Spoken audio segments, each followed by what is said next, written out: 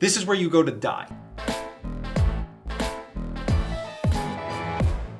When you approach a multiple choice question, you need a strategy. You need a formula or like an approach that you ideally do every single time.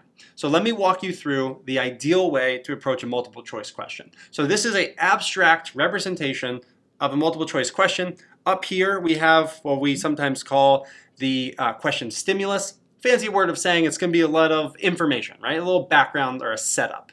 Then we get to the question stem, and we call it the stem because it's the actual question. It usually ends in a question mark, and it's the thing that's, you actually have to solve. And then of course down here we have our answer choices.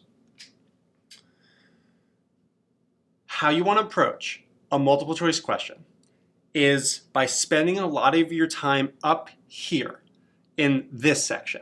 So we sometimes call this approach stop, think, and predict, because you read the setup, you read the question stem, and then you stop. You don't actually move beyond that and just start reading the answer choices.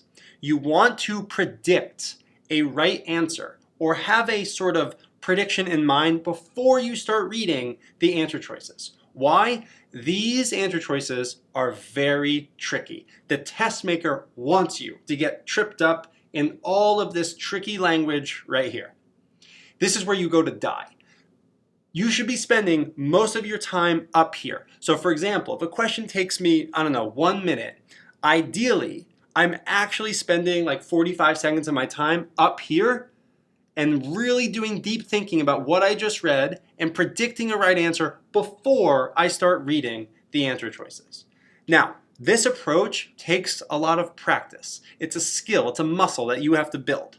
So for example, what you might have to do is after you read the question stimulus and the question stem, you might have to like physically hold up your hand or a piece of paper to block the answer choices, so you're not tempted just to read the answer choices. So this is something that you have to practice. It might feel uncomfortable at the beginning, but I'm telling you, it's going to help you for 2 reasons. Number 1, you're going to go faster. Even though you're spending more time up here, having a prediction, a lot of these questions, believe it or not, can be answered with just the information up here. And when you have a prediction, you can actually go much faster because you're not spending as much time in the answer choices. And the second advantage is going to give you confidence. You're going to feel more in control. As I mentioned, this is a very tough way to live. Wrestling between answer choices, doing close reading and sort of spending a lot of time here, that's what the test maker wants you to do. You have to be more in control. We want to be proactive, not reactive. So the proactiveness comes from predicting an answer choice. The reactiveness is like, I don't know what I just read, and I'm gonna try to figure it out down here. Very hard to do. So this was all very abstract. I'm willing to admit that. So I want to now actually shift and give you a real world example of what this looks like or feels like. So I'm gonna throw a question up on the screen. I want you to pause and actually try the question yourself, and then I'll show you how I approached it. Let's see if we can predict the right answer just by reading the question stimulus and stem. A network analyst is basically trying to identify attack patterns on a critical web server. And they want to know what should they look for specifically in network logs to confirm a SYN flood.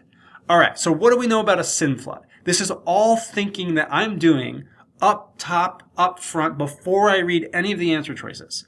So I know a SYN flood basically abuses the TCP three-way handshake. And how does it do that? Well, it sends a whole bunch of SYN requests to this web server, and it never really completes that three-way handshake.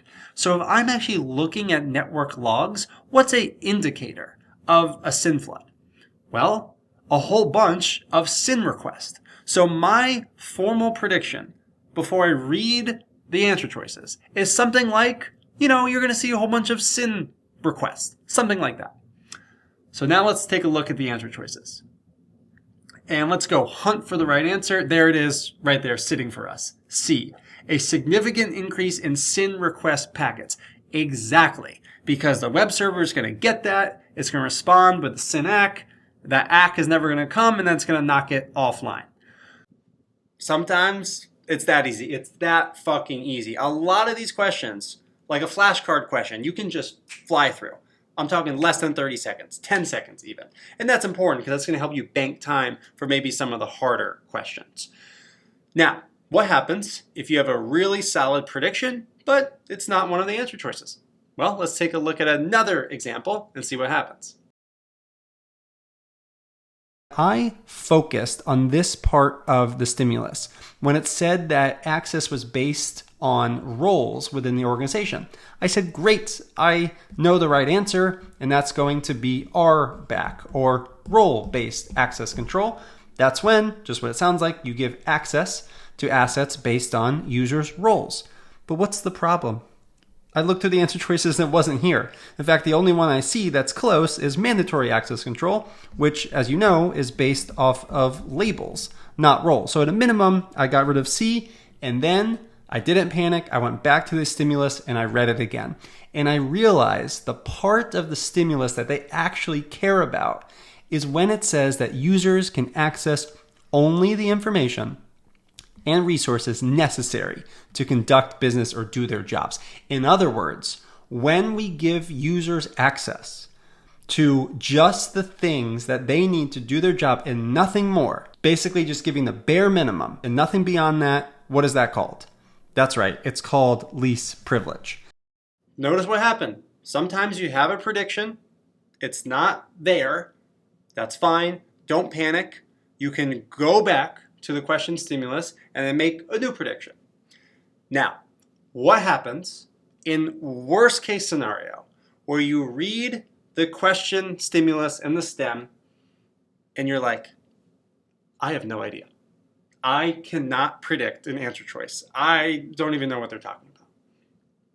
If that happens, again, no problem. It's going to take us a little longer, which is fine. We're going to have to do some hard work in the answer choices, which is not ideal, but doesn't mean you can't get the question right. So in part 2, in the next video, we're going to talk about, okay, we got to focus here. How are we actually going to do that?